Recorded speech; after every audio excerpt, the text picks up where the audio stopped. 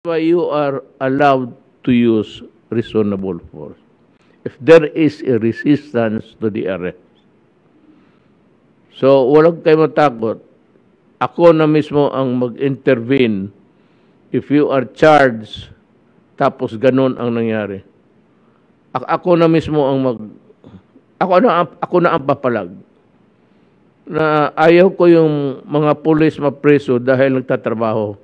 Kasi kung ginagawa ninyo, dinibanda ninyo, tapos ang pulis pa ang magkakaso for doing his duty, ibang istorya na yan. Hindi na istorya ng human rights yan. So better, yung human rights must study the law also. May mga abogado man kayo, bright man kaya kayo. Edi start to read the revised penal code. Kasi yung gobyerno na mag-enforce ng law, may kasalanan patuloy. Anong klase? Walang mangyari sa atin yan kung ganun. And that is what usually happens is because mag-countercharge. Kasi ayaw sumama, masugatan, hinihila ng pulis, tapos magpunta doon sa doktor, magpa-examine doon na ito may bukol sa dito.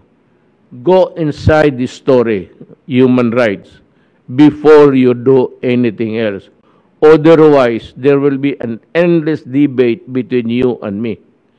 And ngayon, pag pinahilan ninyo ng kaso yung polis, tapos alam ko, sabihin ko wag. Sabihin ko, pag mag-file kayo ng kaso, sabihin ko, bakit? Ngayon, yung mga polis na abuso, lasing, naghahampas ng tao dyan, yan ang polis na dapat ikulong.